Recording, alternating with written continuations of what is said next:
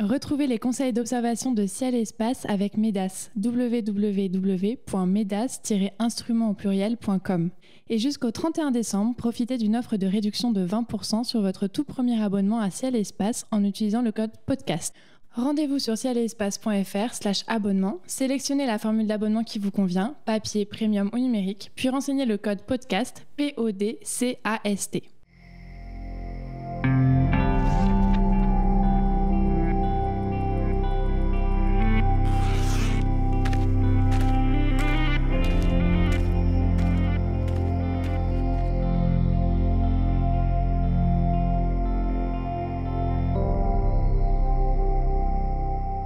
Bonjour et bienvenue sur les podcasts de Ciel et Espace pour une nouvelle émission consacrée aux éphémérides. Voici les événements que je vous conseille d'observer en ce mois de novembre 2023.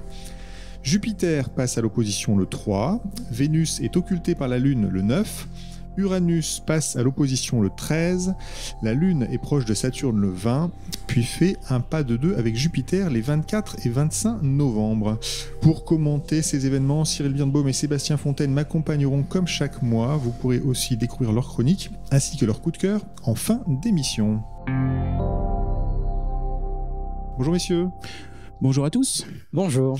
Alors Sébastien, nous démarrons sans attendre avec votre chronique mensuelle consacrée à l'histoire de l'astronomie. Chaque mois, vous nous racontez une petite anecdote ou une grande histoire à propos de notre discipline préférée. Quel est le sujet que vous avez choisi pour ce mois de novembre ? On va s'intéresser à Phobos et Deimos. Vous savez, les petites lunes qui tournent autour de Mars. En fait, il y a 125 ans, presque jour pour jour, Asaph Hall, un astronome américain, a fait la découverte de ces fameuses lunes qui gravitent autour de la planète rouge. Alors, Asaph Hall a commencé sa carrière non pas comme astronome, mais comme charpentier. J'aime bien à chaque fois rappeler que des grands noms de l'astronomie ou même des petits noms ont pu commencer sur des activités très très éloignées finalement de celles pour lesquelles on en parle aujourd'hui. Et donc ce charpentier, à l'âge de 16 ans, décide d'arrêter le travail du bois. Il commence des études de sciences du côté de New York. Et très vite, en fait, il devient calculateur. Il va déterminer la rotation de Saturne en 1875. Et donc c'est en 1877 qu'il intègre l'Observatoire naval de Washington où il va pouvoir faire cette découverte de Phobos et Deimos. Alors les noms Phobos et Deimos font un petit peu référence à la mythologie. Mars, vous le savez, c'est le dieu de la guerre pour les Romains. On l'appelait Arès chez les Grecs, sans doute à cause de la couleur rouge orangée qui se perçoit à l'œil nu, surtout quand on est proche de l'opposition.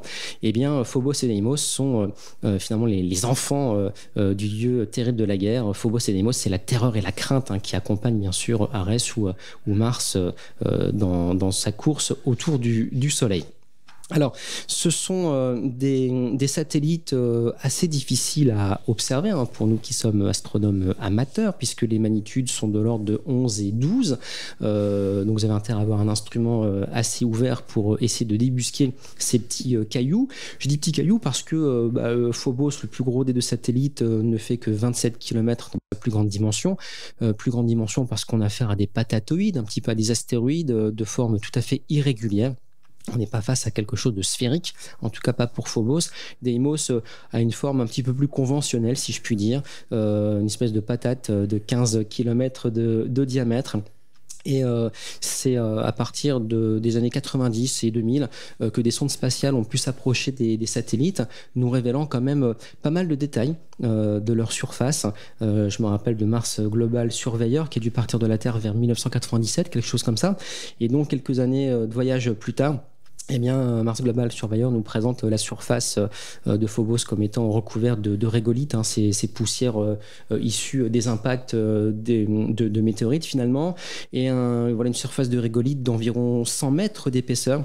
Ça a son importance parce que vous savez qu'on est en train de on prépare une mission spatiale qui va faire route en direction de Phobos notamment, qui va partir l'année prochaine, la mission MMX, dont d'ailleurs l'Observatoire de Paris est partenaire. C'est une mission essentiellement japonaise, financée et réalisée par l'agence, la JAXA, la NASA finalement japonaise. Mais vous avez à l'Observatoire de Paris-Meudon, au LESIA notamment, avec l'équipe d'Alain Douré-Somdiram, eh bien, des gens qui travaillent notamment des spectros, qui vont être embarqués sur la sonde qui va partir vers Phobos, et même un module va se poser sur Phobos, et l'espoir, c'est à l'horizon 2029, eh bien, d'en ramener quelques grammes finalement pour étudier vraiment ce caillou. Ce caillou qui orbite à environ 6000 km de Mars, c'est pas très loin. Et il faut savoir que Phobos se rapproche progressivement de la planète et dans quelques millions d'années il devrait finir par s'y écraser. Ça nous rappelle que les satellites sont rarement tout à fait stables dans leur progression autour de leur planète, puisque même la Lune, alors elle ne se rapproche pas de la Terre, mais elle s'éloigne d'un peu moins de 4 cm par an, et donc dans le cas de Phobos c'est le contraire. Voilà une chute inexorable, ou du moins on pourrait penser que quand Phobos va s'approcher considérablement de Mars, eh bien, les forces de marée vont faire leur travail. Phobos va être déchiqueté littéralement, et certainement qu'un anneau de matière prendra place finalement autour de Mars, un peu comme on en voit actuellement autour de Saturne. Quant à Deimos, me direz-vous, eh bien c'est le contraire. Deimos est plutôt sur une voie qui l'éloigne peu à peu de Mars. Je suis rassuré là, parce qu'en fait moi je savais pas que Phobos se rapprochait de Mars. Je savais que la Lune s'éloignait de la Terre, et donc l'inquiétude de tous c'était de se dire que dans des milliers d'années on n'aurait plus d'éclipses de soleil sur Terre. Ouais. Et la bonne nouvelle c'est qu'on pourra aller sur Mars les voir. Oui, alors figure-toi que c'est très bien ce que tu dis, et je pense que tu penses à ça. On a sur YouTube par exemple des vidéos qui nous montrent Phobos qui transite devant le soleil, donc on n'a pas d'éclipse totale mais des espèces d'éclipses annulaires, et grâce à ces occultations on voit clairement le profil de Phobos devant le soleil. Tu viens d'en parler, c'est vraiment des images assez spectaculaires que d'assister à des éclipses finalement qui ont lieu non pas sur Terre mais plutôt sur Mars ou très proche de sa surface.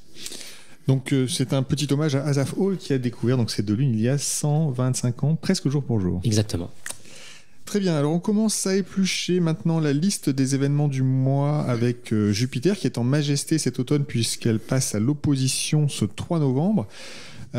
Cyril, ça signifie donc que les conditions pour l'observer sont désormais optimales pour cette année, c'est bien ça ? Oui, c'est exactement ça. C'est-à-dire qu'on a un alignement presque parfait là entre le Soleil, la Terre et Jupiter. C'est-à-dire que Jupiter est au plus près de la Terre. Donc c'est le bon moment pour l'observer au moment du passage du méridien, qui est aux alentours de minuit, bien sûr. Ce qu'il faut... Alors déjà, où est Jupiter ? Donc là, je crois que depuis cet été, on n'a pas trop de problèmes pour la voir, parce qu'il y a un beau phare. Oui. Il y a un beau phare, oui. C'est-à-dire que cet été, il fallait attendre 2h du matin pour la voir. Là, vous l'avez dès la tombée de la nuit, sans aucun problème. Elle est en fait entre les Béliers et les Pléiades. Et pour ceux qui sont plus habitués à l'observation du ciel et de la reconnaissance des constellations, en gros, elle est au-dessus de la queue de la baleine, quoi. Donc facile à voir, un phare dans le ciel. C'est Jupiter, sans problème. S'il clignote pas, sinon c'est un avion comme d'habitude.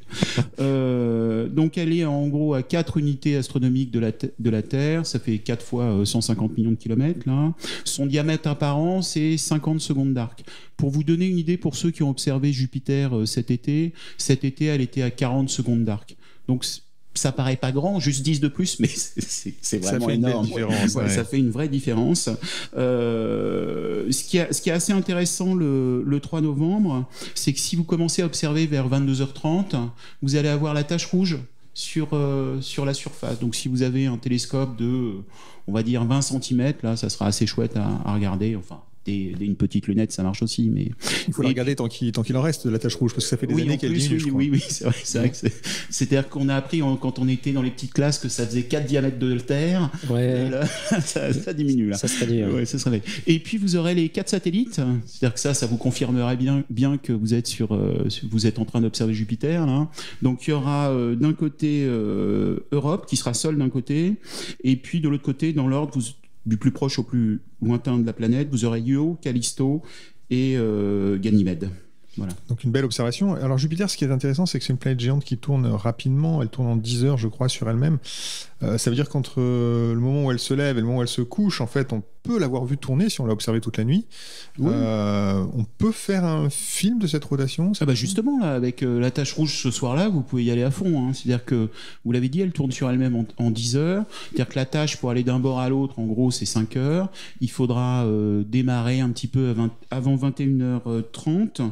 La fin, donc le 3, 21h30 le soir. Et la fin, ça sera 2h24 le lendemain. Ce qui est amusant d'ailleurs, c'est qu'à 2h24, au moment où la tâche va disparaître de l'autre côté, donc sur le premier côté, en fait, le côté de rotation, là, vous allez avoir en fait la disparition de Io qui s'est rapproché et surtout l'ombre de Io qui va apparaître sur la planète. Ça veut dire que vous pouvez continuer un petit peu à filmer. Donc pour filmer, c'est assez...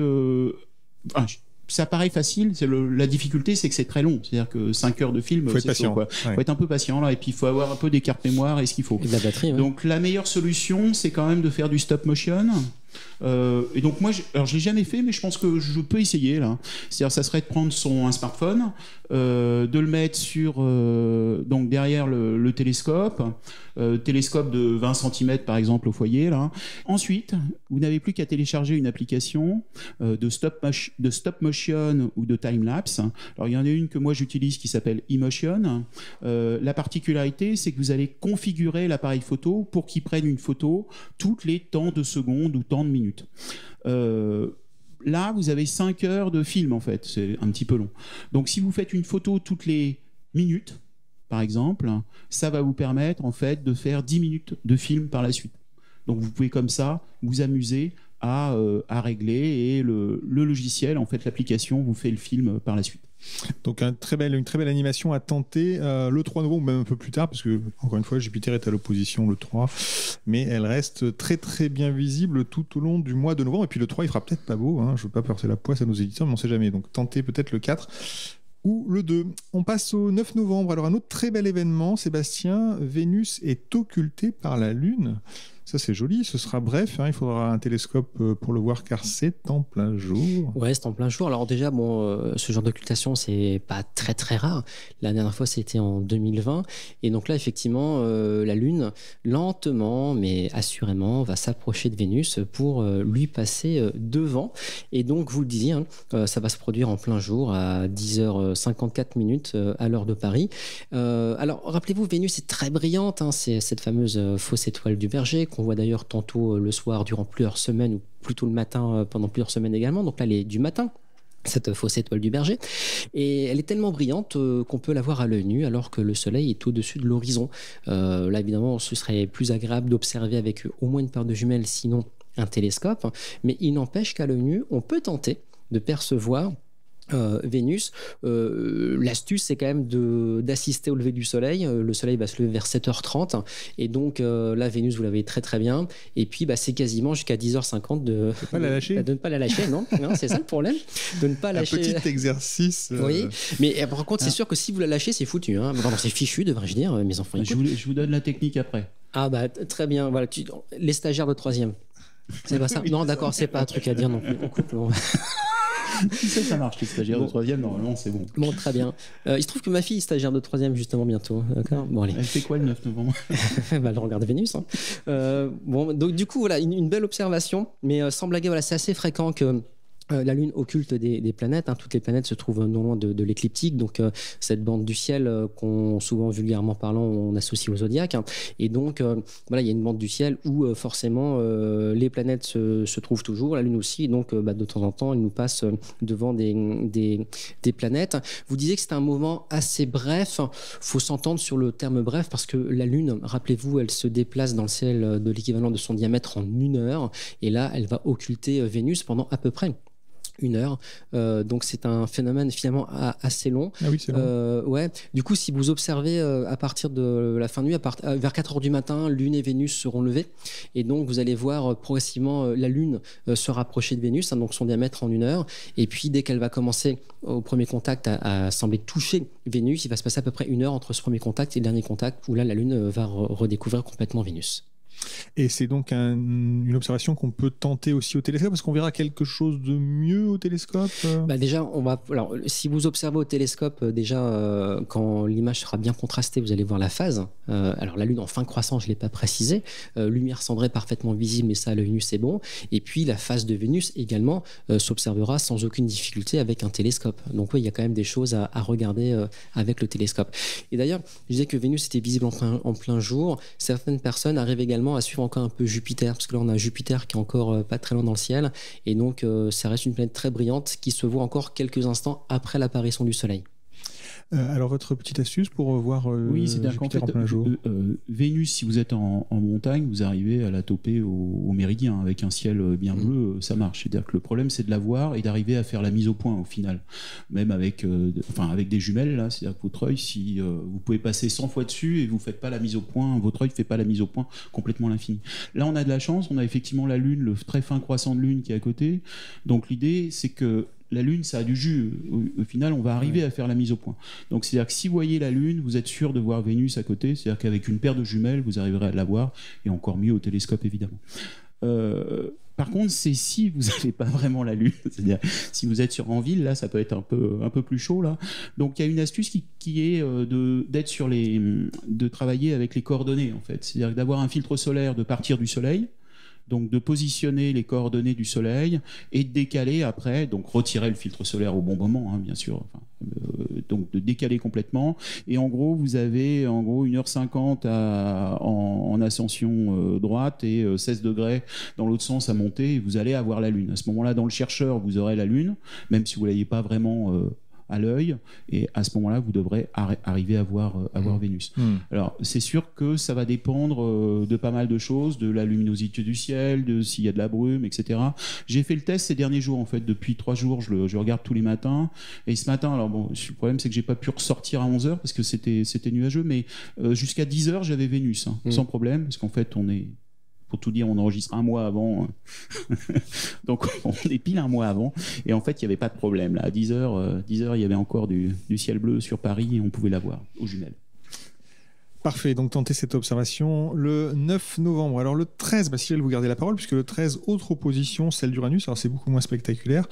Mais bon, Uranus, c'est quand même une planète qui est plus grosse que Mars en ce moment. Alors qu'est-ce qu'on peut espérer voir de cette lointaine planète ? Alors effectivement, elle est quand même très très loin, parce que là, elle est à un peu plus de 18 unités astronomiques. Là, elle a un peu moins entre 5 et 6 de magnitude. Ça, théoriquement, on doit arriver à la voir à l'œil. Alors moi, j'ai jamais vraiment vu à l'œil, mais j'ai pas une super bonne vue.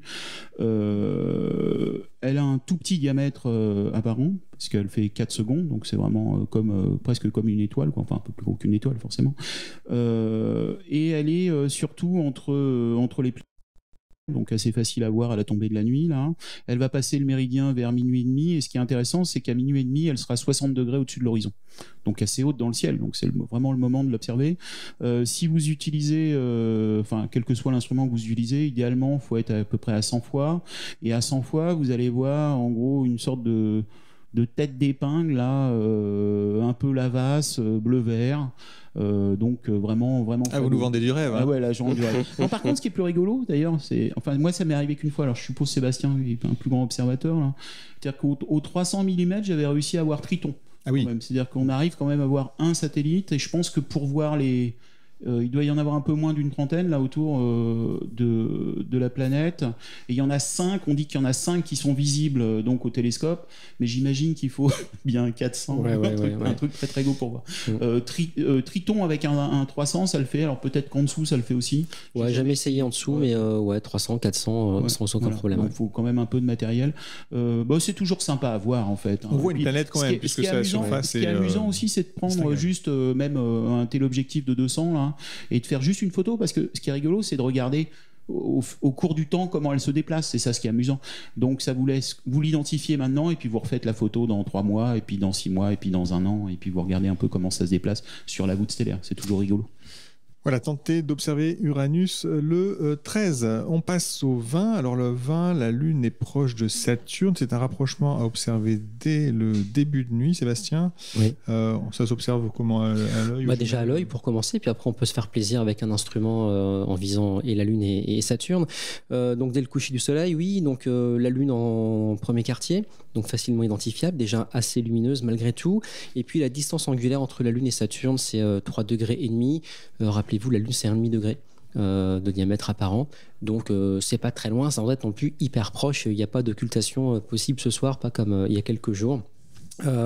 Donc la Lune, si vous observez déjà à l'œil nu, il y a la mer des Crises, ma préférée, qui se démarque très très bien, quelque part entre le terminateur, donc la limite jour-nuit, et le limbe de la Lune.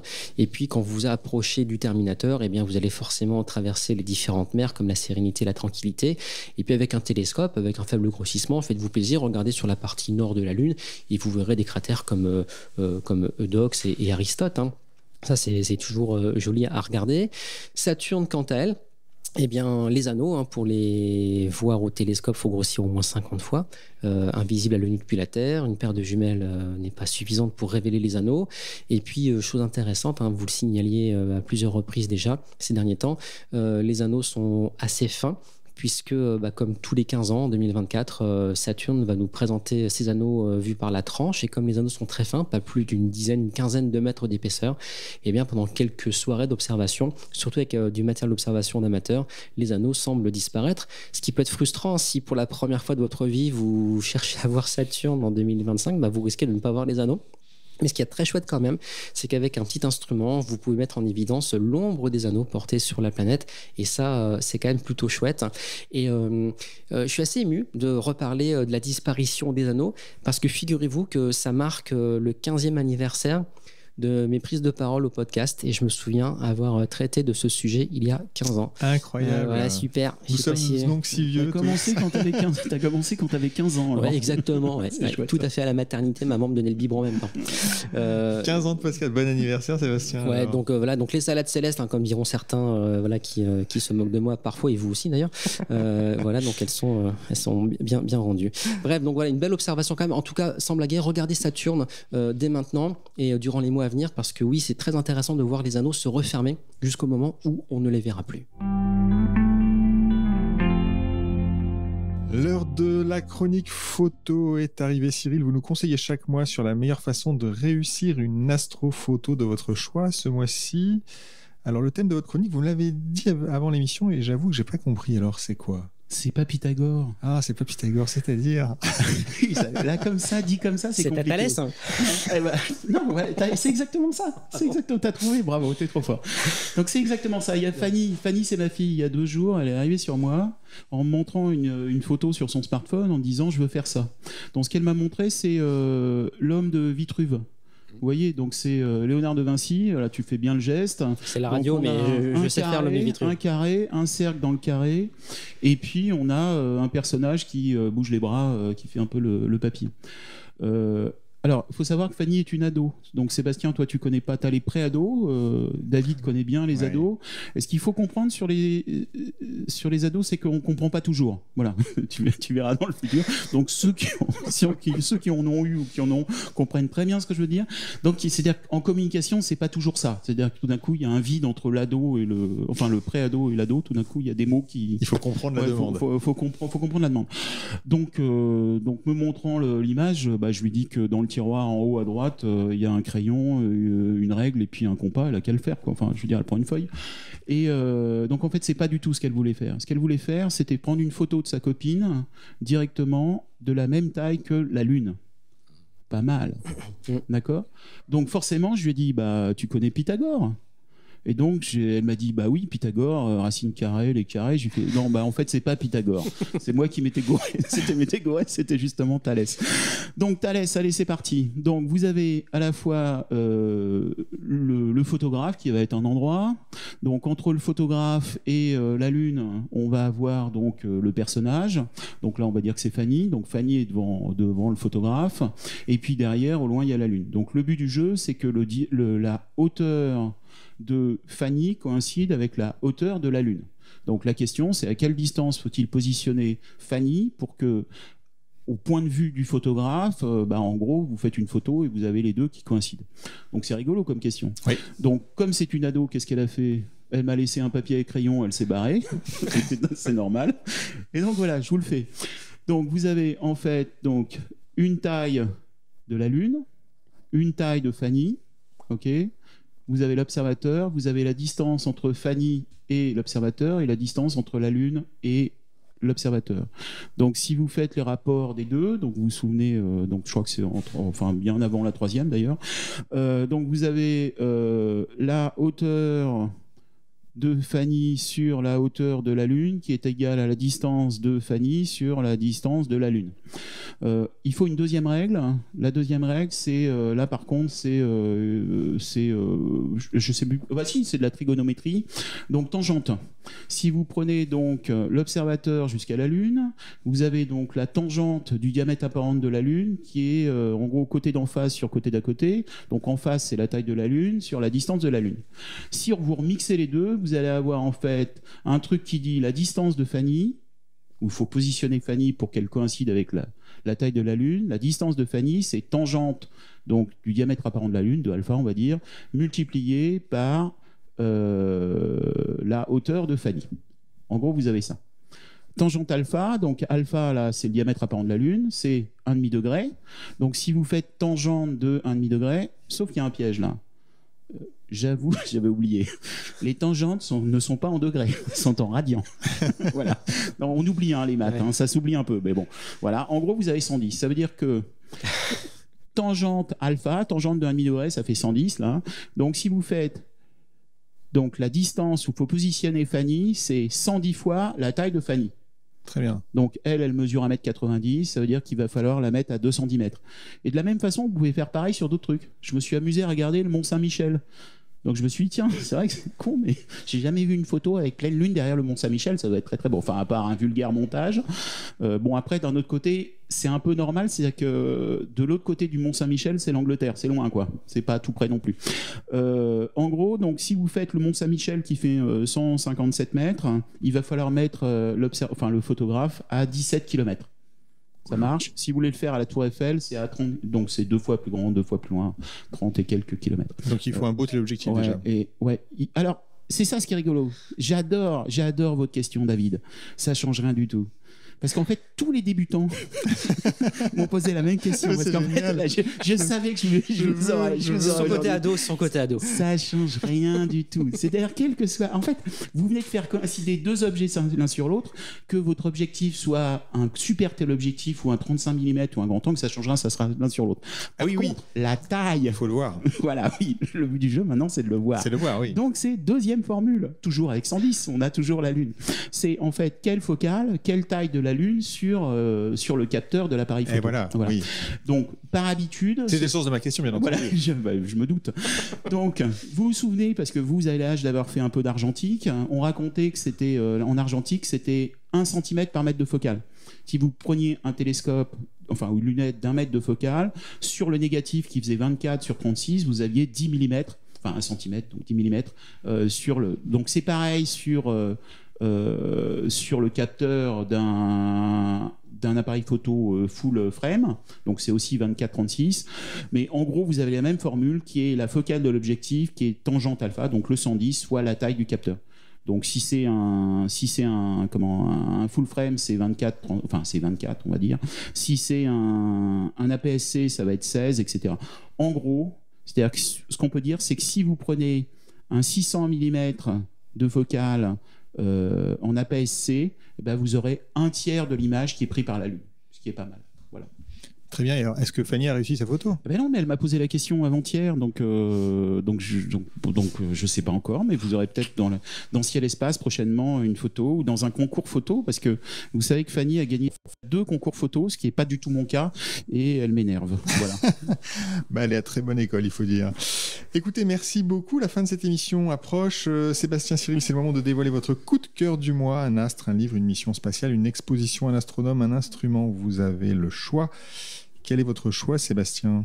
Alors, ça va être très bref. Je vais parler de Planétarium RSA Cosmos, donc une firme française qui a développé depuis 20 ans déjà toute une série de planétariums essentiellement numériques. Et j'en parle parce que 2 planétariums viennent de se doter d'un système de la marque.